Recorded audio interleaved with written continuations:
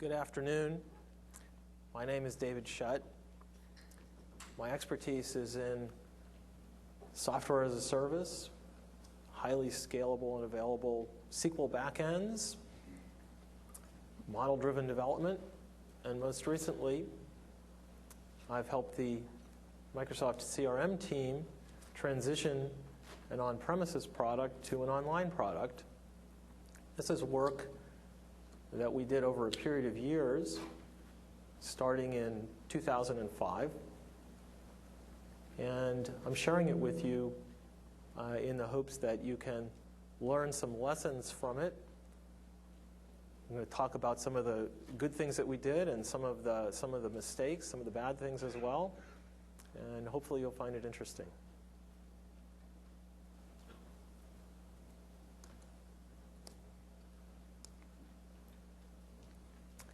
So I'm going to start off talking a little bit about the vision, what were we trying to accomplish. Then some of the technology analysis and decision, some lessons about team organization, and then I'll take a look at how did we do. It's important to measure these things after you've actually done them and see whether you accomplished what you set out to accomplish. So the vision was to provide essentially the same experience to the customer on-premises, partner-hosted, Microsoft-hosted, so that people could write applications once, and really they could deploy them anywhere. You've certainly been hearing about this at the conference. This is something we were doing in 2005, though, so the technology wasn't quite as advanced as at the time. It's important when embarking on something like this to say not only what's in scope, but what's out of scope. And in particular, in the on-premises world, people can kind of come in the back door and go after SQL directly or things like that, go after IIS directly. And so we're not trying to preserve those sorts of quirks in the online experience. However, we are trying to understand what purpose people were trying to accomplish in making those backdoor accesses, and that's important to take a look at and understand as well.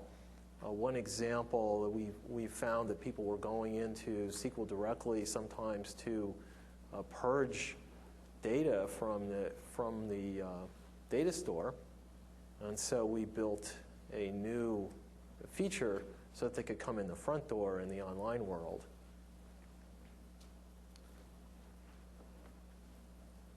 Now, when you undertake something of this magnitude, you have to take a step back and say, well, what are some high-level options here? So one option is to start with your existing code base, so assuming you have an on-premises product. And obviously with that, you get to leverage your existing investment. In our case, it was several million lines of code, so we were definitely incented to want to do that. But another option is to, of course, to start fresh and leave the legacy and the older architecture behind. And then another option is to spin up separate code bases and try to do the work in parallel. An interesting thing, these options really are not mutually exclusive if we apply them at the component level instead of at the entire product level. And that's pretty much what we did. Tried to be pragmatic and say on a case-by-case basis, when did the software already meet the needs of the online world? When did it need serious revamping? And which things really were different online and on premises such that it made sense to have different code? So in stepping through the different areas, the first thing we look at, security. Now, of course, in the online world, the requirements are quite a bit higher than they are on premises. And in fact, applications that may be considered perfectly safe on premise may have a problem online. We're looking at one of them here, SQL reporting services. In the online world, we spend a lot of time worrying about script injection. And if you think about a report writer, kind of the purpose of a report writer is to enable script injection. It's called a report. So that was something we were going to have to deal with. Second problem that we noticed, we have Excel here, and Excel, of course, is fine, but it's reaching there directly into SQL. And putting SQL Server on the web directly is, of course, not a best practice, so that's something else we're going to have to deal with.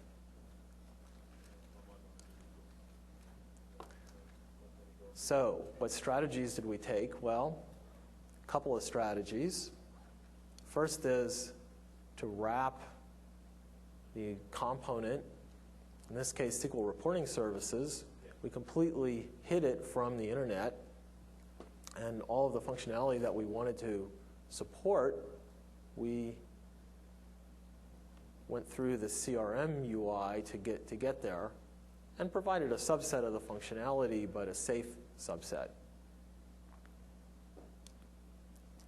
The second thing for Excel, instead of allowing Excel to issue direct queries to SQL, we saved queries in CRM and let those get executed. And the queries that we're doing in CRM are against an entity model, and so it's quite a bit more protected than it is when it's executed directly against SQL. So the next thing to worry about, you're doing an online service, you have to worry about scale. Now, the prior release was a single tenant product, and if we count up the number of application servers that we would need, it's a pretty large number. We can do a little bit better than that, of course, using virtualization technologies, but it's still not really where we want to be. Multi-tenant can get easily an order of magnitude or more improvement over virtualization in terms of how many tenants you can support on a single server. And of course, by tenant here, I'm talking about a business organization. So this is what we wanted to do, but what are some of the pitfalls? Well, so we start off, we have an application server and database. Things are looking pretty good. But then if we drill into the next level of detail, it turns out that various, and this is describing the prior release, various artifacts were actually stored on the application server in the file system. In those artifacts, there's code as well as page definitions, and even some registry entries thrown in for good measure. And then there's also metadata that lived in SQL. So that's an awful lot of places. If you imagine in a service situation dynamically provisioning a new tenant, there's an awful lot of places that have to get touched there. Now, there was support for server farms if we want to start dealing with availability, but that second server would have to then have all the same little artifacts placed in its file system that the first one did. And so this is clearly going to be quite painful from a provisioning standpoint. So what to do? Well, centralize all the state into SQL, so no longer on the application server at all, except in cached form. And then we can add as many application servers as we want. They can read their state out of SQL, and we don't have to touch them when we provision a new tenant.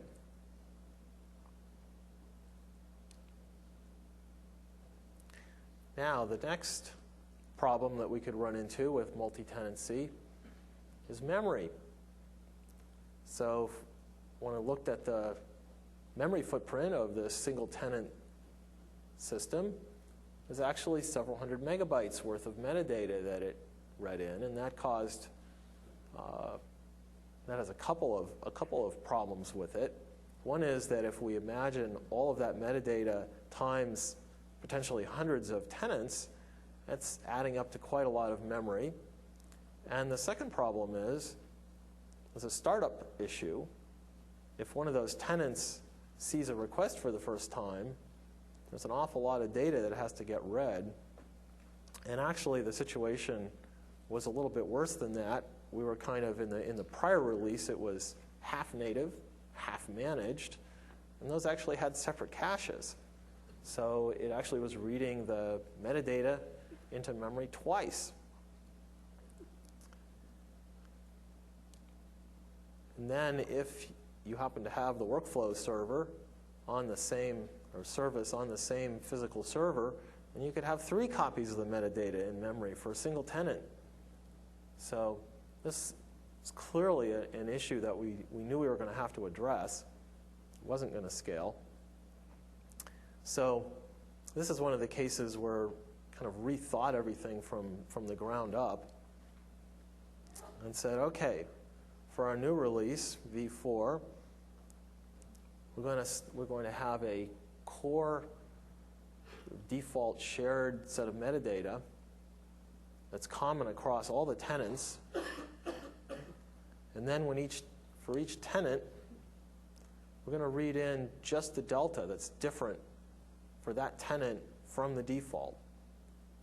With CRM, pretty much all of the applications are customized, but they usually don't customize that much of it. So maybe it customizes 5%, 10%. So mostly we can share it, solves the memory problem, and also deals with the startup problem. And this is a pretty complicated set of changes to make. So we changed the whole structure of the metadata on disk and in memory in order to capture the different versions and the deltas so that we could do this. But it turned out to be a very productive decision.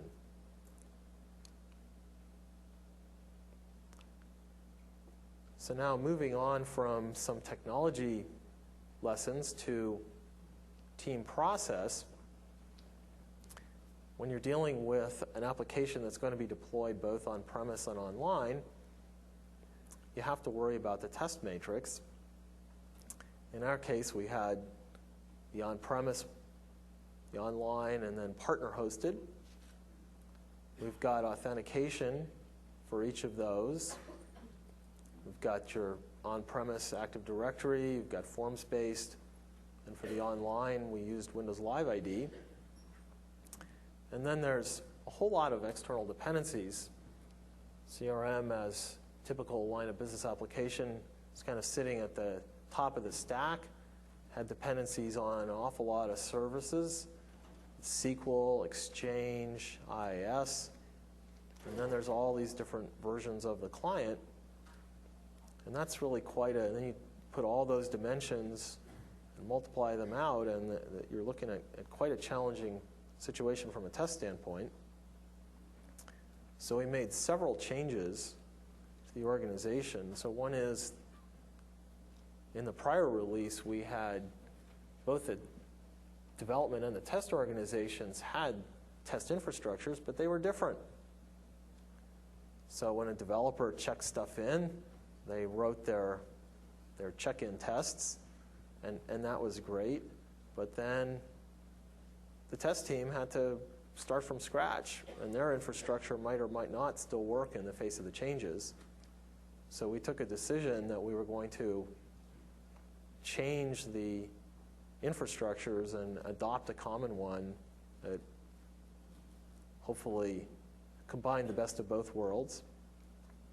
The second thing we had to do was fully automate the test situation. So we had, in the prior release, I think something like 40% automation, but we knew that wasn't going to be enough, because in the online world, you have to be able to put out releases in a hurry, especially if you're putting out something like a hot fix. You have to be able to turn that around in a very short period of time. And without full automation coverage, it took something on the order of, in the prior release, something on the order of a month of time elapsed for the whole test team to really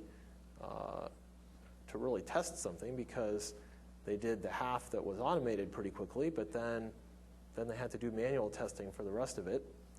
So we fleshed out the test automation, and we also automated deployments, because we have lots of different environments there, and in the prior release, the deployment portion of the testing had tended to be manual, and we knew that wasn't going to cut it. And the third thing we did was set up a centralized team just devoted to the build and test automation infrastructure. And that was a very good decision, because when you have people that are supposed to both test things and they're supposed to develop the automation infrastructure, something usually comes out second best, and it's usually the automation infrastructure. So we put together a team of several people, and they really turned that around. We also put in place a shared pool of virtual servers to try to standardize and simplify the test environments.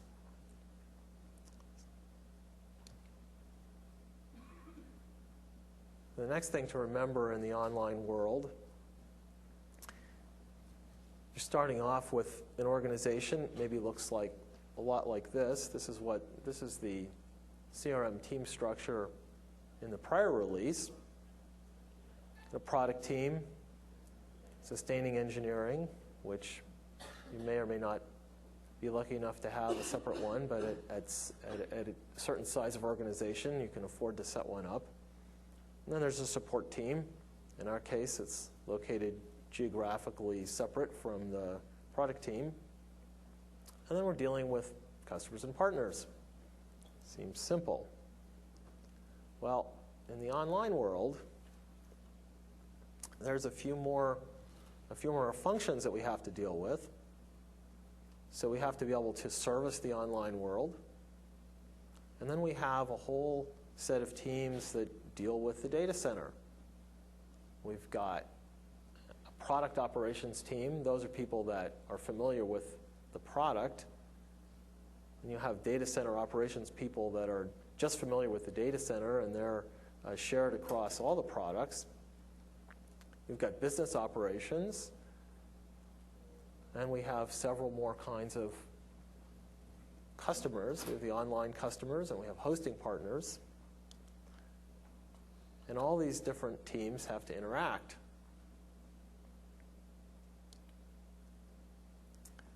So furthermore, the customer satisfaction situation, it's not just the product anymore.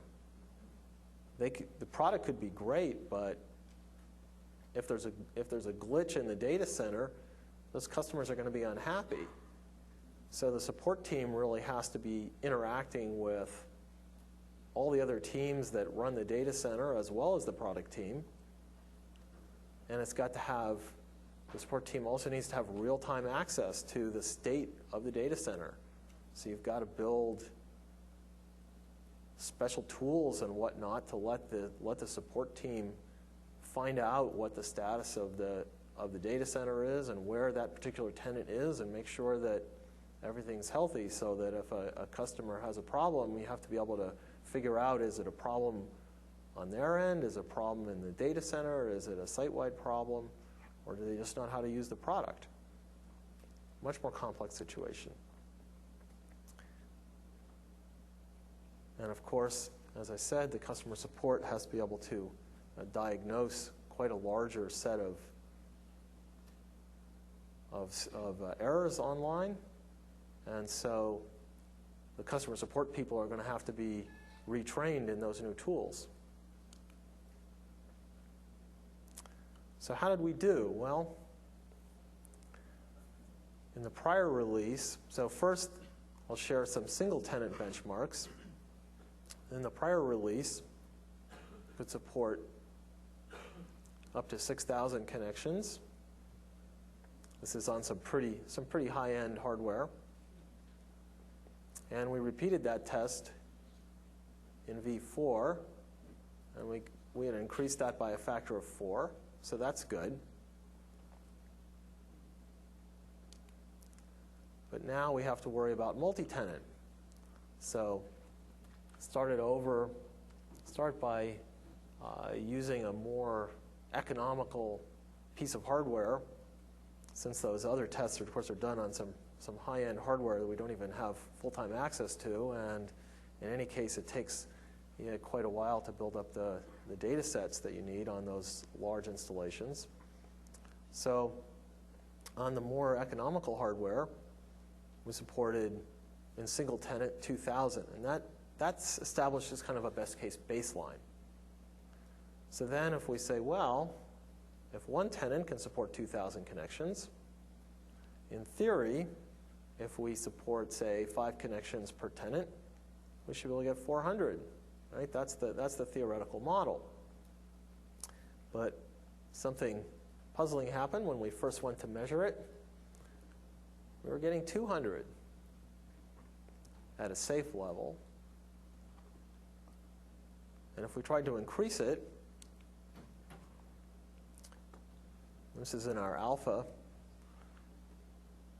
we sort of went very quickly over a threshold from being healthy and having good response time and CPU cycles left over, and all of a sudden we're seeing cache configuration expired and things are going bad very quickly. So we had to then sort of peel the onion and say, well, what's going on here? So we've got some polling, it's failing. Why is that? Well, we found that the polling thread was not getting enough CPU. And we said, gee, well, who is using the CPU? What we found was that the .NET garbage collection was eating the CPU. So we said, well, okay, what is it doing? Well, it's got a really long finalization queue. All right. So what kind of objects are in that queue?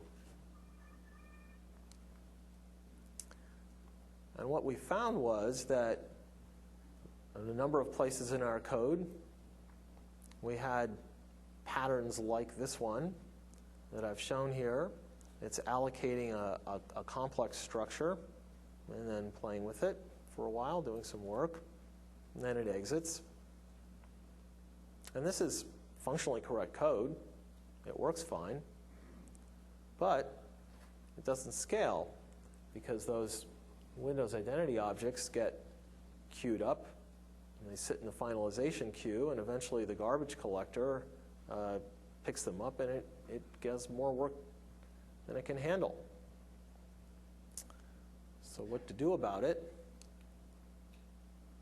There's a couple different ways to code around it, but basically you have to explicitly, when you're allocating complex objects, figure out what scope they're needed in and explicitly dispose of them when you're done. So we found that, at least in the managed code world, the notion that programmers don't need to worry about garbage collection, well, they really do. At least at scale, they do. Maybe on a lower throughput situation, it didn't really show up. In fact, it didn't show up in our tests until we really put it under stress. But under high stress, you absolutely do have to worry about the situation. Now, this is work that's still in progress, so I don't have the revised numbers yet for how high it can go, but we have measured at the same levels where the earlier version has started to tip over. We see that we've got some very noticeable improvements in the amount of memory. So we see that the heaps are nearly cut in half in the short-lived heaps. Large object heap hadn't really been a problem, but we've reduced that a bit as well. And overall, so we're expecting somewhere between a third and a half improvement out of this.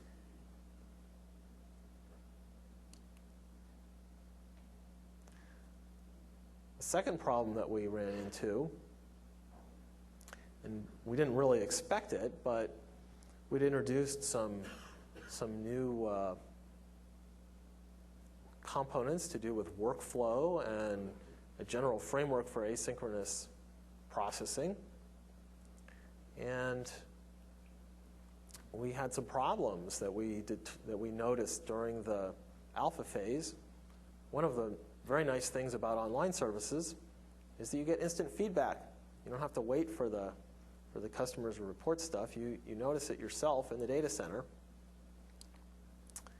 And in particular, we found that the space was growing, in the case of some tenants, was growing at hundreds of megabytes a day, gigabytes a week. And we said, geez, what's going on here? And what we found is that the developers had written each feature kind of thinking only of that feature. And so there were multiple causes, but one problem was people had recurring jobs that were running too frequently. Another problem is that they were saving state for debugging purposes. So of course, when you have an asynchronous job, it's hard to just throw a debugger on there. So they were writing lots of state into this queue so that they could then analyze it later. And that's fantastic if you're a developer. But when you're running in production code, all that intermediate state just chews up space, sometimes quite a bit quicker than you expect. So we had to go through and sort of find on a case-by-case basis all of the things that were being written larger or more frequently than necessary, and make a bunch of changes. We had put in place a kind of a program where we made everybody kind of explain and justify what they were writing and how long did it need to live and why. So quite good to get this out of the way during our beta phase.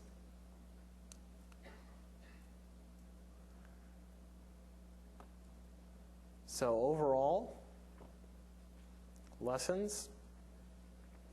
First thing is to build your service for the online world. Treat the on-premise as kind of the simplest case. That way it'll be, if it's built for multi-tenancy, it'll be over-engineered for single tenancy, and that'll work just fine. Be flexible. If you have components that are already in good shape, keep them. No reason to throw them out. But equally, if they're not up to the requirements of the online world, then absolutely don't hesitate to write new ones. Iterate. So you don't have to do everything at once. In our case, we did make some compromises in the online on-premises symmetry for the first release, and we'll be addressing those with our next release. In fact, you can see demos of some of those features and some other talks here at PDC. Adopt technology that's out there that can leverage. You're going to hear a lot about that here at PDC, about technology that Microsoft has that can accelerate your efforts so you don't have to work as hard as we had to get onto the web. Process-wise, very important to analyze and plan before you start coding. All of those things, all of those cases that I shared are work that we did before we started writing any code. Because you really need to be able to understand what level of resources and what amount of time is it going to take to get from the on-premises product that you have to an online-ready product. Do lots of education within the team. So I gave quite a few talks within the team about these topics and others that I didn't have time to talk about here today, in order to educate the team, all the developers, as to what they were shooting for, what the goals are. And then finally, think about the structure of your team, not just about technology. There's entire new organizations that you may need to set up when you want to offer your product as a service that may not exist already in your product organization.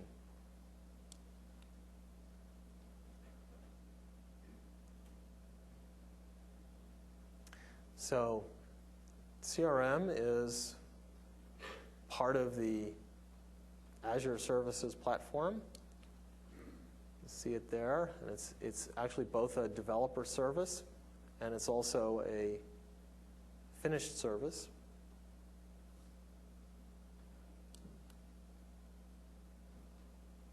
So some references. You can find out about CRM, the product, at the URL that I've listed there. The V4 scalability results that I mentioned, the 24,000 users, that's posted in a white paper. And then there's 2 PDC talks. One of them was this morning. Another one, I believe, is on Wednesday. Andy and Narav will be demoing rapid application development with CRM.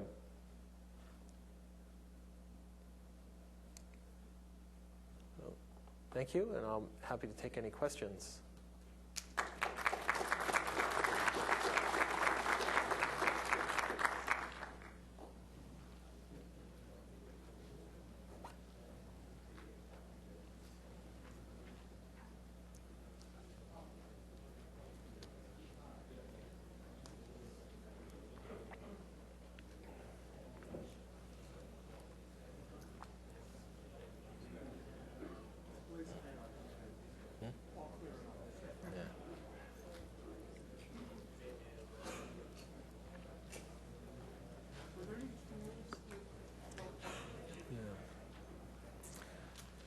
So, question was about tools. What are the top 3 tools that help the analysis? Is it all just brain and everything? So, a question about the analysis. Yeah, it's basically prior experience with online services and just saying what is it that it takes. There is a Microsoft security team that particularly helps with some of the fine-tuning of the attack surfaces as well. They take that very seriously.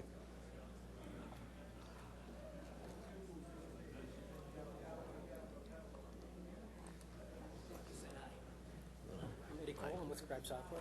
Worked with CRM from version 1 on, and we had been through various different taps to get online on.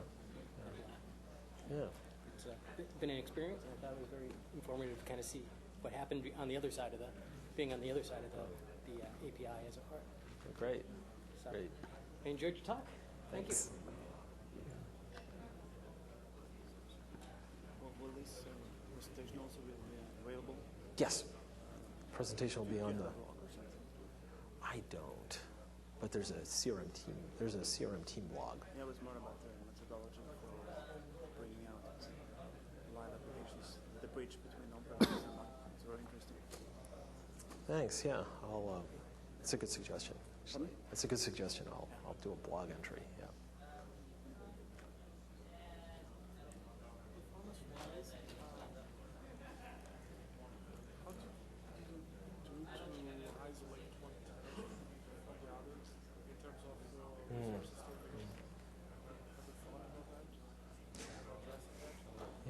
So a question about resource starvation and contention between the tenants. Yes, very much worried about that. First thing is that in SQL Server, there's a parameter you can set called max degrees of parallelism or something similar to that. And with dual core quad proc CPUs plus setting that parameter to 1, its default value is 0, which basically means if you have a query plan, run it on as many CPUs as you can. So by setting it to 1, it limits it to a maximum of 1. So then at least on that hardware, it's 1/8 of, at any given time, only 1/8 of the SQL CPU can be spent on any one query.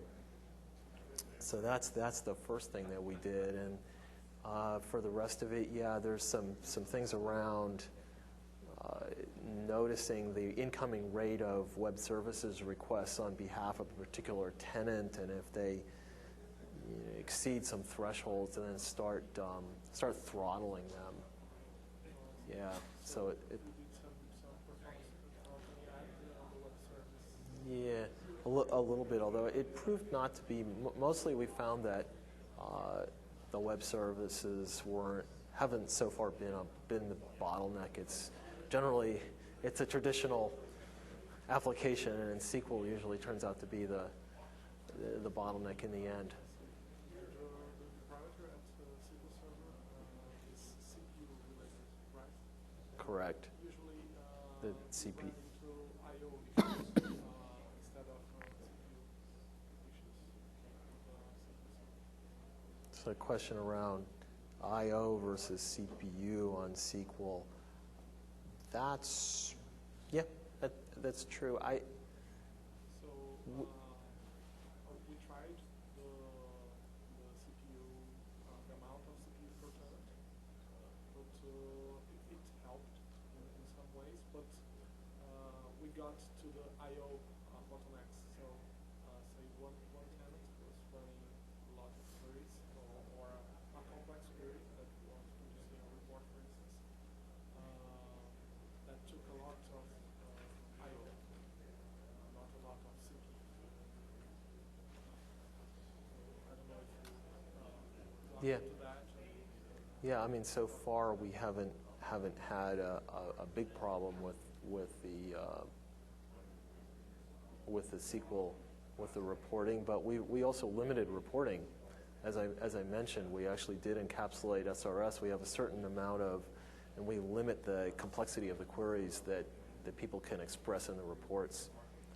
Plus, we have some out-of-box, some pre-written by us reports that are a little more complicated, but those are carefully tuned as well. So yes, I would say that allowing arbitrary SQL to come through is still a bit of a developing art.